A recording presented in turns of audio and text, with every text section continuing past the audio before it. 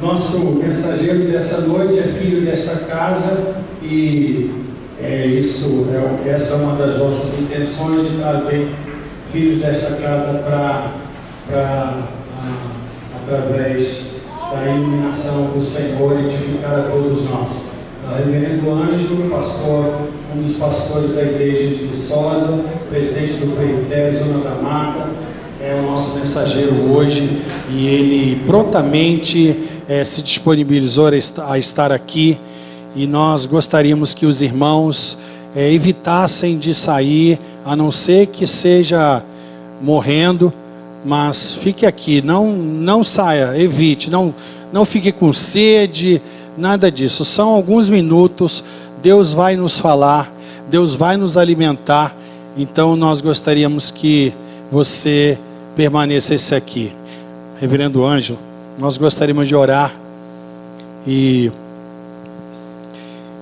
não só pelo Reverendo Ângelo, mas por todos nós. A gente tem uma tendência a tirar o foco, a perder a centralidade. Então, pedir para que o Senhor nos dê todas as condições para estarmos aqui e assimilarmos tudo que o Senhor há de nos falar nessa noite. Senhor, nós te louvamos, te adoramos, obrigado por tudo, por toda a história que está passando aqui na mente, no coração de cada um aqui, Senhor.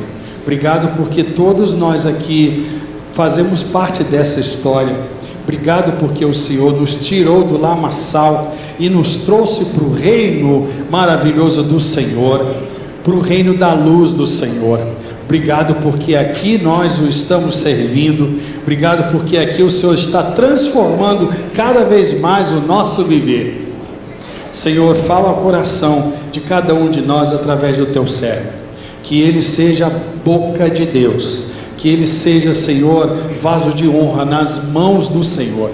Cuida dele e ilumina todo o ser dele. Nós te louvamos, te adoramos. Em nome do Senhor Jesus Cristo. Amém. Aleluia.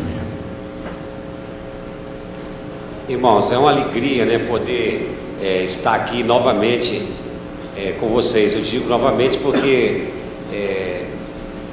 essa aqui é minha casa, Nasci aqui.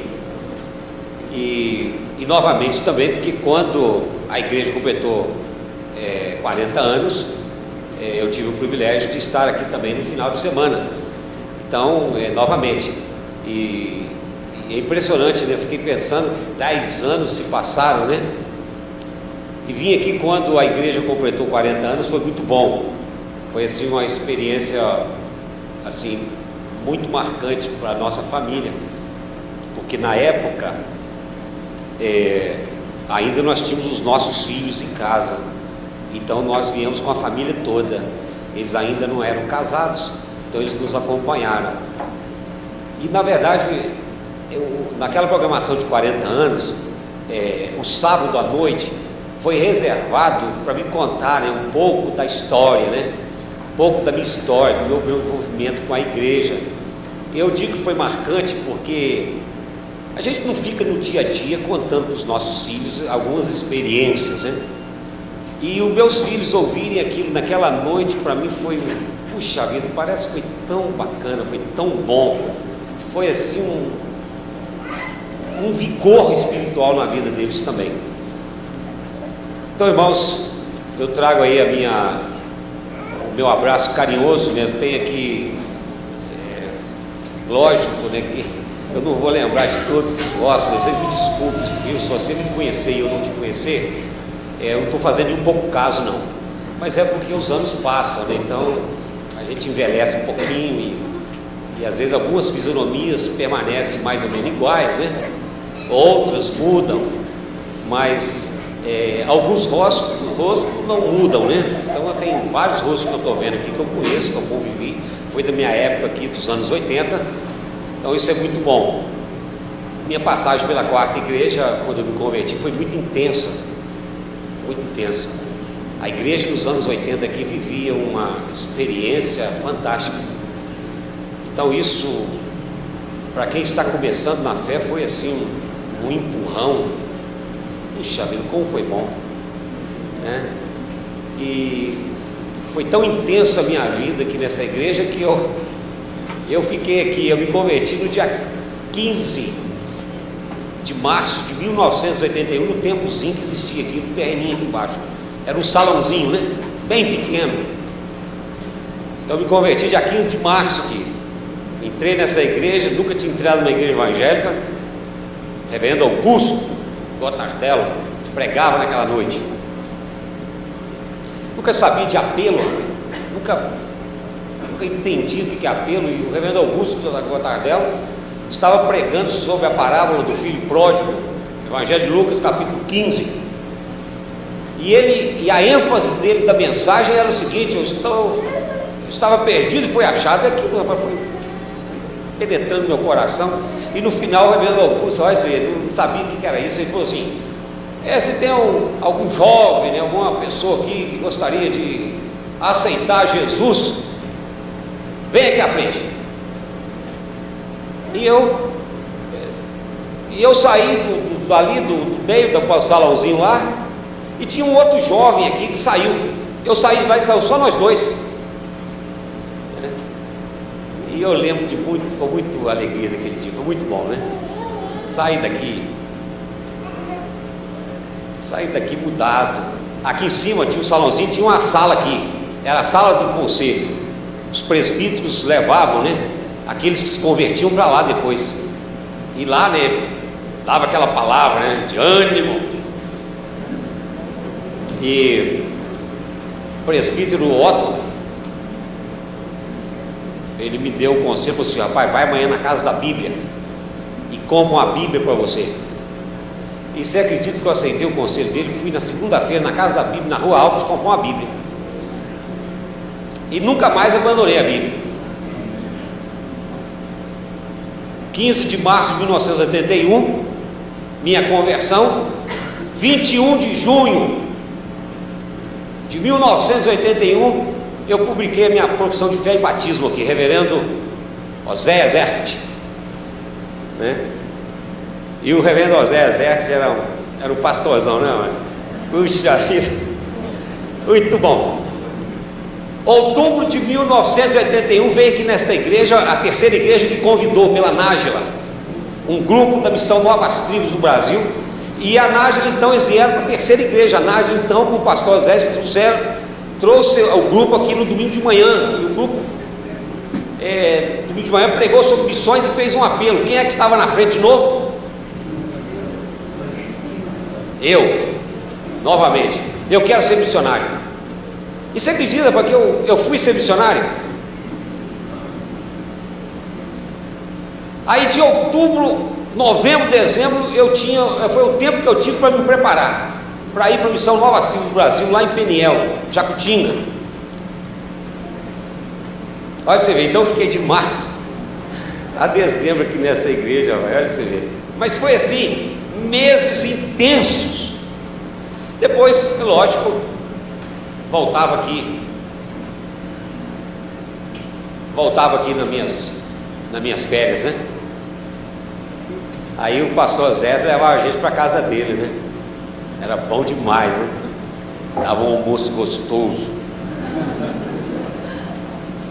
Gostava de servir ele. A gente sentava na mesa, a gente não podia pôr nada no prato, ele que tinha que pôr. Vai, irmão, come. Mas depois ele falava assim: Ângelo, nós temos uma construção lá. Era esse tempo que estava sendo erguido. Então eu vinha com ele para cá. Um homem, rapaz, que dinamismo, né? Eu vinha com ele, passava a tarde aqui.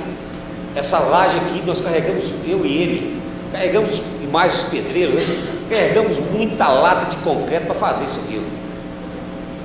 Lata de concreto mesmo, carregando aqui, né? Nas minhas férias, eu fazia minhas férias assim, com ele aqui. Então foram momentos, irmãos, preciosos. E durante todo o tempo, eu fico grato de estar participando desse início dessas comemorações de 50 anos, porque é bom. Eu venho para cá, é um misto de sentimentos, né? É lembranças, é alegria, a gente volta ao tempo, mas é bom. E a igreja aqui sempre foi muito carinhosa comigo, muito acolhedora. Meu tempo no Instituto Bíblico, a igreja aqui suave, mas nunca me deixou passar fome lá. Muito bom. Campo missionário, mesma coisa. Sempre a igreja presente comigo. Então participar disso aqui é a minha história também, né? Então eu agradeço ao reverendo Valci, ao conselho pelo convite. Sinto honrado por isso. Mas eu quero homenagear a igreja nesse 50º aniversário. E eu trouxe aqui, quero passar as mãos do reverendo Valci, uma plaquinha, né? Eu fiz essa plaquinha em nome do presbitério Zona da Mata Norte.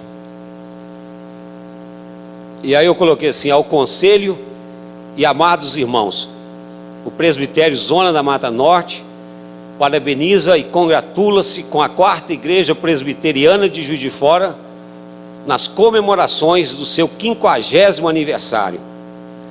E eu coloquei aqui o texto de Samuel: Ebenezer, até aqui nos ajudou o Senhor. 1 Samuel 7,12. Juiz de Fora, 24/1/2019. Então eu...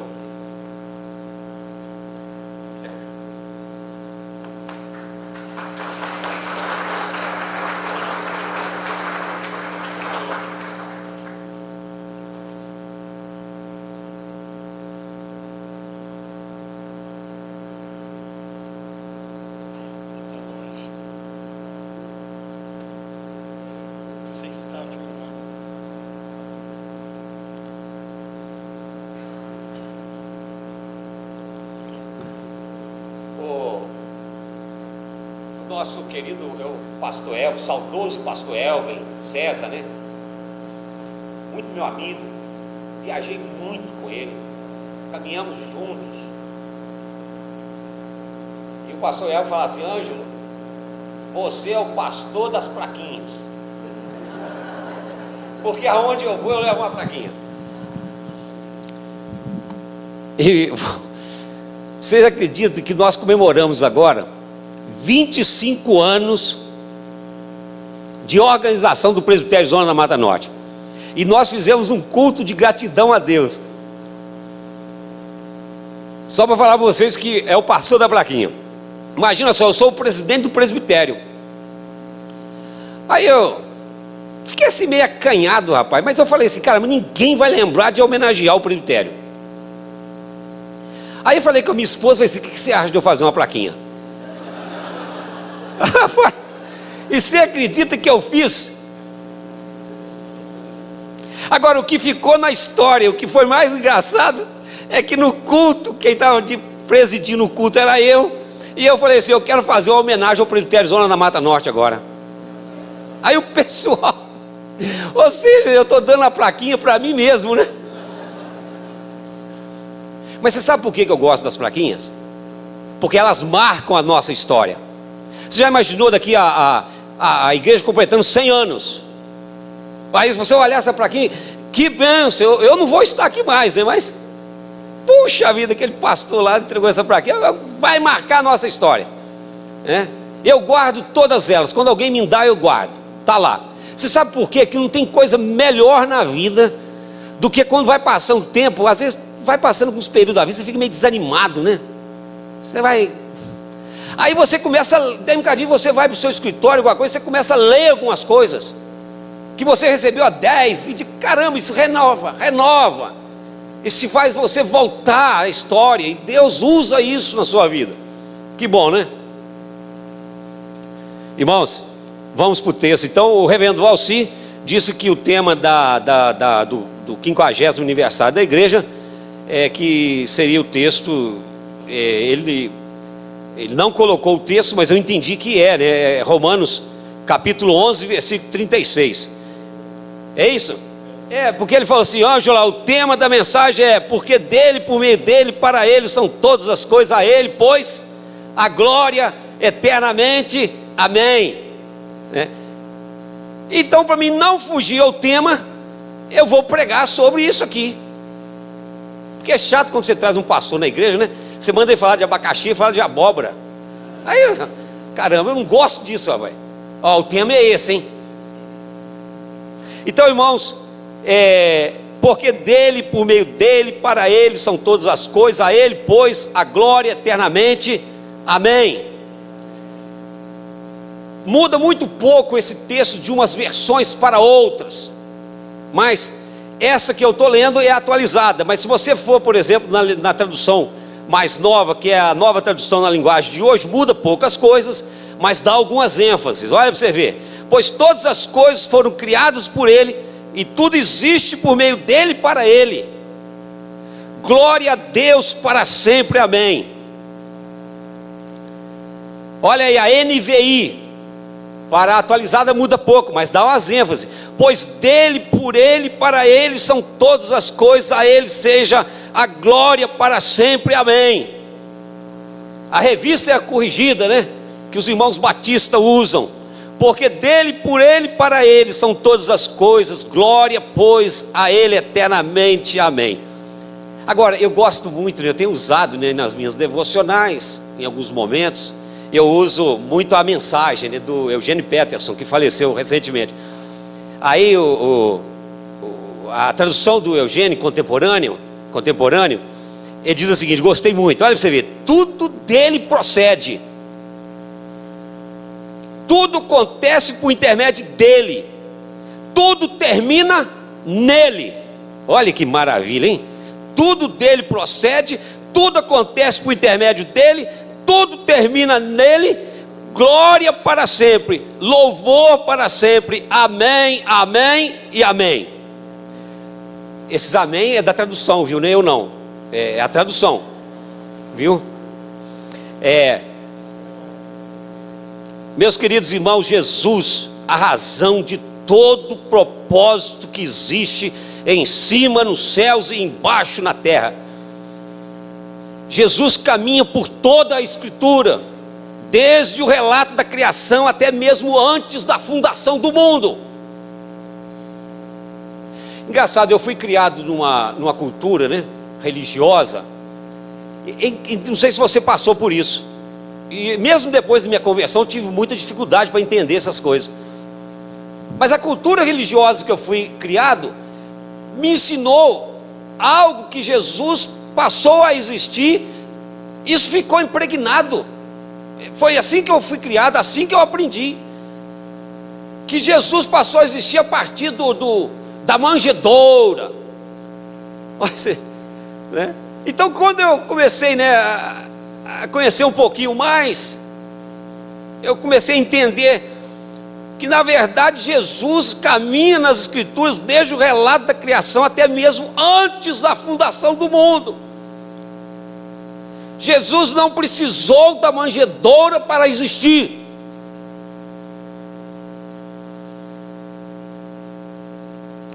Paulo, Paulo, ele é cristocêntrico, né? Cristocêntrico Paulo é. E Paulo, com toda a autoridade conferida pelo Espírito Santo do Senhor, ele diz o seguinte: desvendando-nos o mistério da sua vontade, segundo o seu beneplácito que propuseram em Cristo, de fazer convergir nele, olha aí, de convergir nele, na dispensação da plenitude dos tempos, todas as coisas, tanto as do céu como as da terra. Olha a centralidade de Jesus Cristo, né? Ou seja, é isso que é ser uma igreja cristocêntrica, né?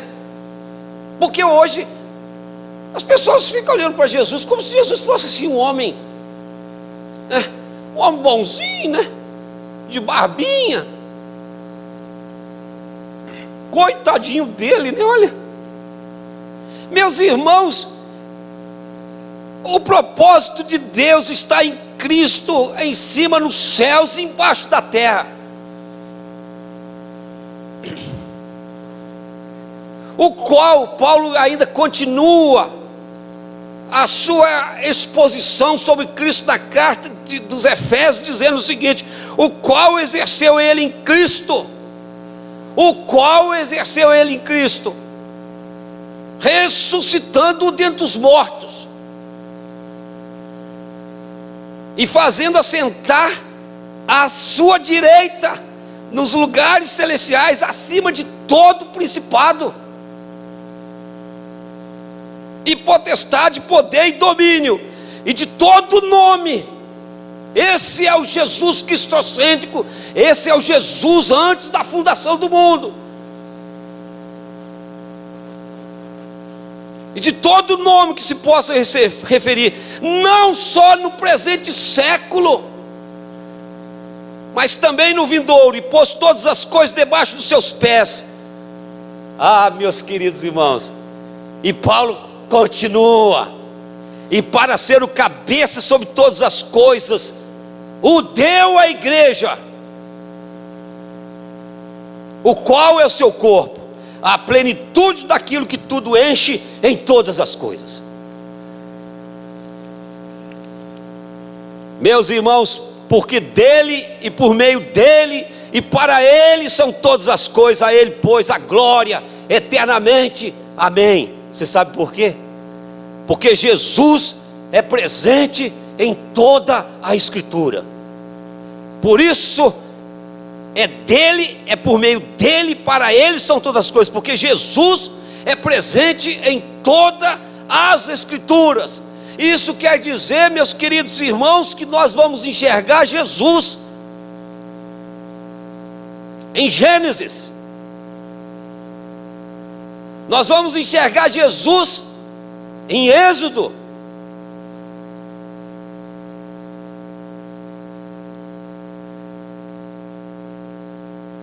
é interessante, teve um tempo atrás, é impressionante quando você começa a perceber e a ler as Escrituras com esses olhos.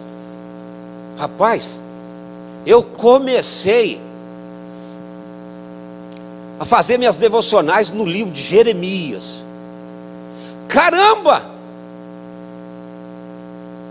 Geralmente nas minhas conclusões das minhas devocionais, não tinha como eu não ver naquela devocional minha, pessoal, a pessoa de Jesus Cristo. Textos que eu nunca podia imaginar, mas a pessoa de Jesus estava lá. Ah, meus irmãos, quando você olha para o livro de Êxodo, né? E você vê a saída do povo, a última praga, a morte dos primogênitos. E se você ler lá nas Escrituras, você vai ver que a família tinha que comer o cordeiro, e do sangue do cordeiro, aquela família tinha que lambuzar as vergas das portas. Você sabe por quê? Lê lá. Porque o anjo da morte, quando visse o sangue, ele não entraria. Um povo liberto pelo sangue, o sangue do eterno Cordeiro de Deus, Jesus Cristo. Por isso a igreja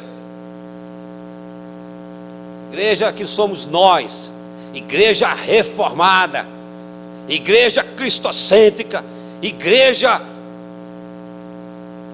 com base nas Escrituras, nós podemos dizer com toda a convicção, porque dele e por meio dele e para ele são todas as coisas, a ele pois a glória eternamente, amém. É inegável, irmãos, que de muitas formas nosso Salvador preenche todas as páginas do texto bíblico.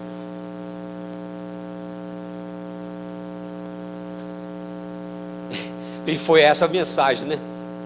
Se você, por exemplo, olhar o texto da mensagem de Pedro, primeiro sermão de Pedro ali, que maravilha, né?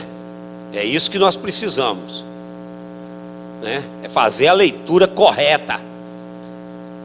E Pedro vai dizer o seguinte no seu sermão. Olha o sermão de Pedro. Mas Deus assim cumpriu o que dantes anunciara por boca de todos os profetas. O que a boca dos profetas pronunciaram? O que Pedro disse? Que o seu Cristo havia de padecer. Está lá no capítulo 3, versículo 18 de Atos. Se você continuar a exposição do sermão de Pedro, você vai ver logo em seguida Pedro dizendo o seguinte: disse a verdade Moisés, o Senhor Deus vos suscitará dentre vós, irmãos, um profeta semelhante a mim. A ele ouvireis em tudo quanto vos disser. E todos os profetas, a começar com Samuel, assim como todos quantos depois deles falaram, também anunciaram esses dias. Paulo, perante o rei Agripa, você sabe o que Paulo vai dizer perante o rei Agripa? Vai dizer exatamente isso. Mas alcançando socorro de Deus, permaneço até o dia de hoje, dando testemunho. Qual o testemunho que Paulo dava? Tanto a pequeno como a grandes, nada dizendo, senão o que os profetas e Moisés disseram haver de acontecer, isto é, que o Cristo devia padecer, e sendo o primeiro da ressurreição dos mortos, anunciaria luz ao povo e aos gentios. O Cristo presente em todas as páginas das Escrituras. E o sermão de Jesus na sinagoga de Nazaré, a sua terra. Hoje se cumpriu a escritura que acabais de ouvir. Você sabe qual a escritura que eles acabaram de ouvir? Isaías, capítulo 61, versículo 1 e 2. Com certeza nós estamos repletos de pastores aqui nesta noite, e que é um dos textos mais preciosos que o pastor gosta de pregar. A conversa de Jesus com os discípulos no caminho para Emaús. E o que Jesus disse para eles? Começando por Moisés, discorrendo por todos os profetas, expunha o que seu respeito constava em todas as Escrituras. Diante, irmãos, desses relatos bíblicos, ou de todos esses relatos bíblicos, percebemos que as páginas das Escrituras estão repletas de referências e ensinos concernentes a Jesus. Ou seja, não há como tirar Jesus do seu lugar nas Escrituras. Não há como. Não há como você tirar uma página das Escrituras.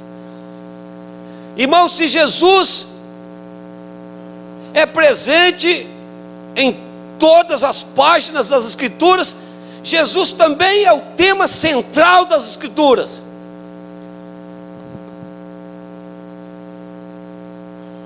O reformador Martinho Lutero,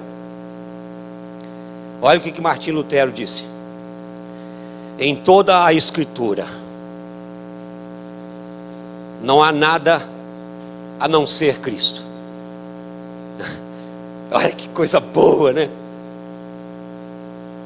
Por isso, meu irmão, tudo começa nele e tudo termina dele, e todas as coisas são dele, e nós não podemos tirar isso dele. Em toda a Escritura não há nada a não ser Cristo, em palavras simples ou palavras complicadas.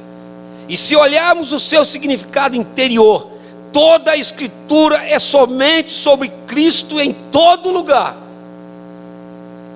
Ainda que superficialmente possa parecer diferente. Isso foi Lutero que disse. Mas Lutero não é muito presbiteriano, né? Então nós vamos ouvir o nosso presbiteriano, então, né?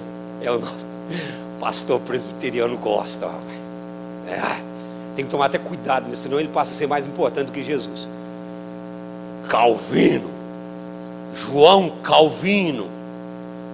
Você sabe o que João Calvino disse? Interessante o que João Calvino viu nisso aí, viu? Olha para você o que João Calvino disse: nós devemos ler as Escrituras com o expresso propósito de encontrar Cristo nela,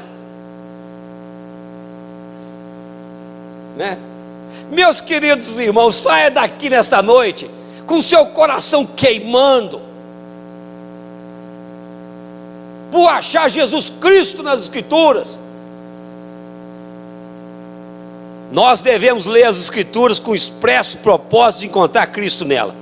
Quem quer que se desvie desse propósito, Calvino está dizendo, quem quer que se desvie desse propósito, embora possa fatigar-se por toda a sua vida no aprendizado. Vocês entenderam isso aqui, né? Ou seja, vai desviar do propósito, talvez vai fatigar, vai estudar. Mas sabe o que Calvino ainda diz? Mas ele nunca alcançará o conhecimento da verdade. Você sabe por quê? Pois que sabedoria podemos ter sem a sabedoria de Deus? Calvino, nosso teólogo.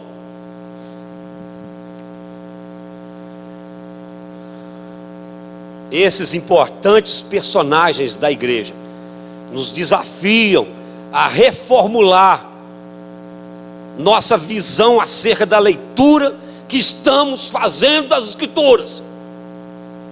Eu acho um absurdo isso, ué. Crente vai para a Bíblia como se fosse uma coisa de horóscopo. Eu quero saber o que Deus tem para mim hoje. Para com isso.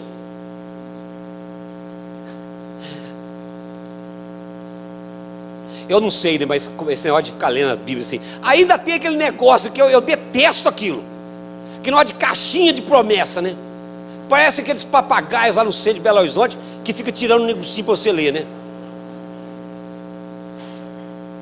Mas eu não sei se é verdade. Esse hora de contar um conto, né? Eu não sei se é verdade. Mas, por exemplo, eu já ouvi que esse negócio de ficar lendo as Escrituras desse jeito, né? O camarada pegou o texto bíblico desesperado para achar um conforto, assim, né? Com as Escrituras. E ele desesperado, né? Com vontade de pôr fim à sua vida. Aí, caramba, ele vai lá e olha aquela passagem, né? Com respeito a Judas, vai, né? Aí ele ficou meio assim, né? Aí ele vai para uma outra página, enforca-te. Caramba! O camarada num desespero danado vai. Não pode isso, meus queridos irmãos. Vá para a Bíblia com vontade de manter a comunhão com o eterno de Deus, que é Jesus Cristo. Vai lá para encontrar a Ele.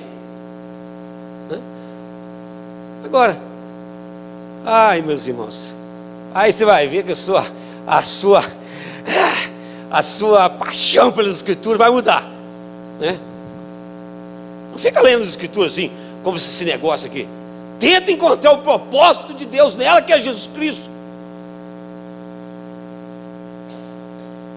Meus irmãos, Jesus ocupa o ponto central de toda a Escritura e estabelece o caminho pelo qual todos nós devemos seguir na observação e na prática do ensino bíblico.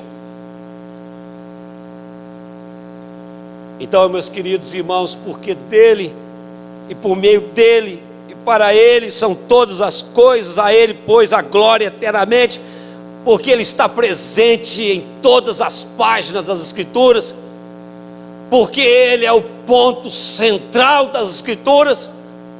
E por fim, Jesus é o fio central das Escrituras.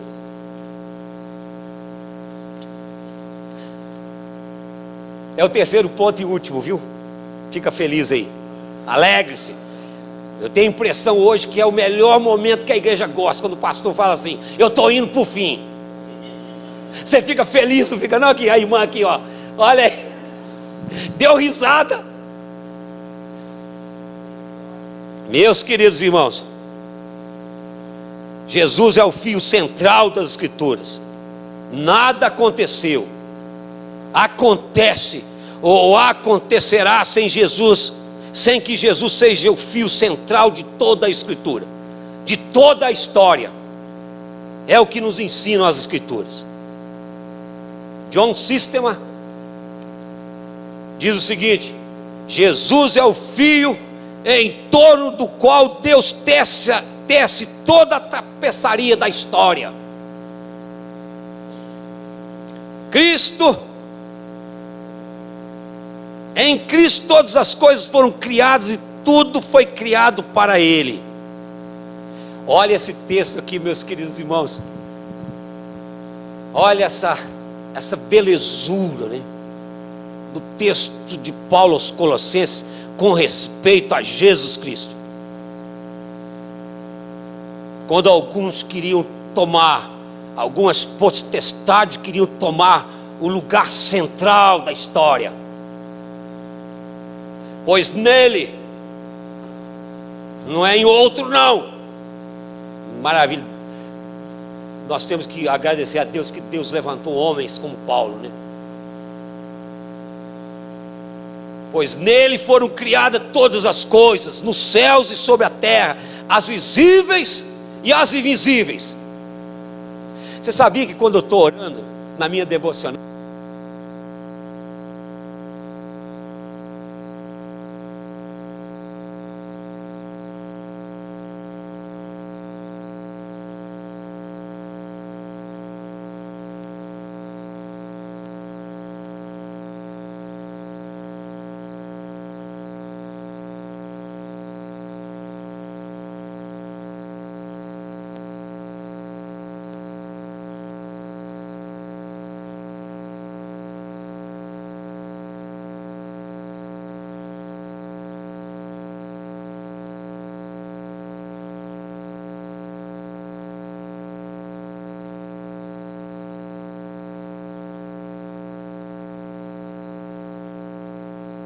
que aprove a Deus que nele residisse toda a plenitude, e que havendo feito a paz pelo seu sangue da sua cruz, por meio dele reconciliasse. Dá para perceber o quanto que nesse pequeno texto de Paulo, o quanto que a pessoa de Jesus é o centro.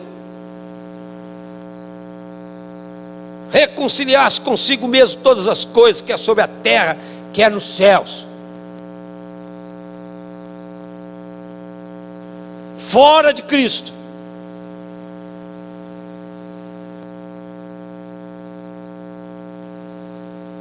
o que eu achei mais precioso nesse texto, porque caramba, Jesus, né, é sobre tudo e sobre todos, controla tudo e tudo.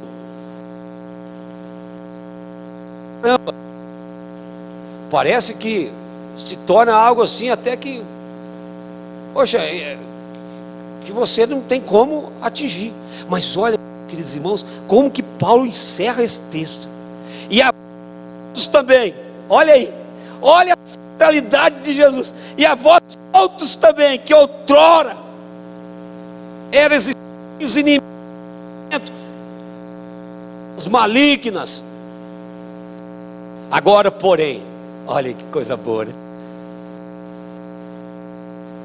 Vos reconciliou no corpo, mediante a sua morte, para apresentar-vos perante Ele, santos, inculpáveis e irrepreensíveis. Você já parou para pensar isso, meus queridos irmãos? Senhor da história, Ele é o fio das Escrituras.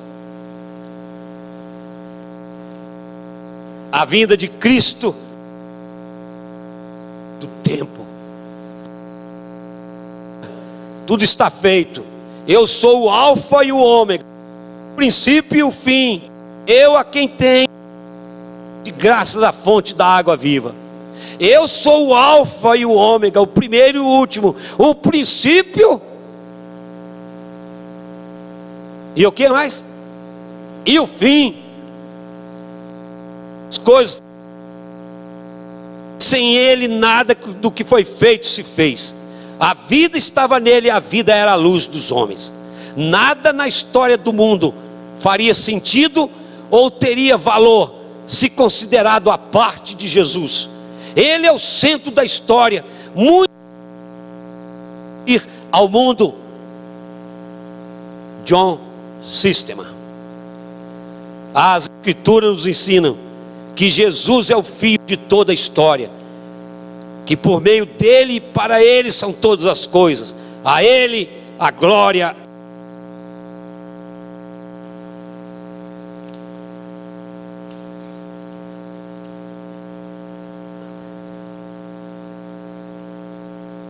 E é isso, meus queridos irmãos, essa plenitude do tempo que nós aguardamos.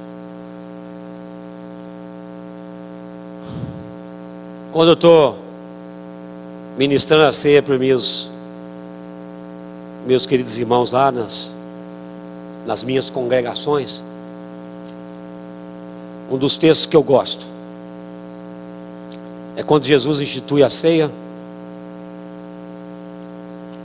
E Jesus se refere à plenitude do tempo. Porque nunca mais comerei, até que ela se cumpra no reino de Deus. É a plenitude. Pois vos digo que de agora em diante não mais beberei do fruto da videira, até que venha o reino de Deus. É a plenitude.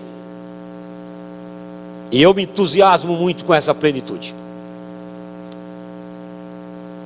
Até que se cumpra no reino de Deus, até que venha o reino de Deus, ou seja, a plenitude do reino é o que nós aguardamos.